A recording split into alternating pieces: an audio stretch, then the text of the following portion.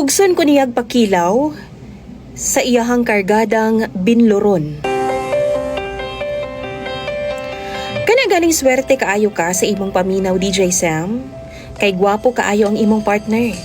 Ug sa kadaghanan sa mga nahumaling niya nga mga gwapa, sexy ug sosyalera pa. Ako jud ang iyahang gipili nga medyo sila pa gurang na. Itago na lang ko ninyo sa pangalang Laura. 42 anyos na ko ug bag-o lang ko gikasal sa akong uyab nga si Ronron. Bata pa kaayo ko kung itandi kang Ronron na DJ Sam, kay anaa siya sa 27 anyos pa lang. Kabalo ka DJ Sam? Gikasuyaan jud kaayo ko sa ubang babae nga sigig paduding kang Ronron kaniadto. Kay lagi ako ang iyang gipili. Gidungog pagani ko nga mamamarang daw o gilumay daw nako si Ronron para pakaslan ko. Wala lang jud ko nanumbaling, DJ Sam. Kay para sa ako ang importante, wala ko'y gibuhat nga dautan og dili tinuod ang ilang mga pasangil og bandaot nako. Kay bisan ako DJ Sam, wa pud ko makahibaw kung unsay nakita ni Ronron nako, nganong ako man nga idara na ang iyang gipili. Hinuon, hitsuraan man po daw ko, medyo idara na nga lang. Nadugay man gud ko sa abroad ug wala jud ko nagminyo hangtod dili maplastar ang akong pamilya. Nag-ilaming duha sa social media ni Ronron DJ Sam. Duha pud mi katuig nga magkarelasyon ug sa wa madugay nagsabot mi nga pag uli nako magpakasal na dayon ming duha. Gituman jud namo ang among saad ug happy kaayo ko kay girespeto sab ko ni Ronron og taman. Wala jud ko niya gilabdan samtang wa pa mi makasal. Simple lang ang among kasal, DJ Sam, ug simple lang sab ang reception.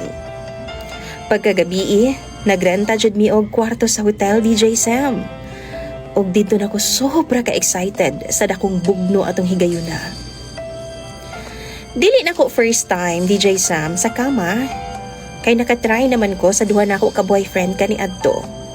Pero dekada na pud kong uga, maong excited jud kaayo ko sa among duhang bugno ni Ronron. Dihang nagbinigwasay nami o gibuhat na namo ng sikat nga posisyon nga 69. Kalit nga na ako'y nalasahan og medyo crunchy man. Mura kog nagkilaw og crispy mix, DJ Sam. Gitry na ako nga baliwalaon pero di jud makaya. Kaysa tinuod lang to ka isyag baho. Maong duol man ko sa switch sa suga, DJ Sam. Akong gipasiga. Ug nitambad sa akong naong ang pisot niya nga tabadidoy. Why tuli si Ronron, DJ Sam? Ug sure ko nga katong akong nalasahan, tik-tik yun to niya. Giluod yun ko, DJ Sam. Wala jud ko mipadayon ug nagmugmug kog taman.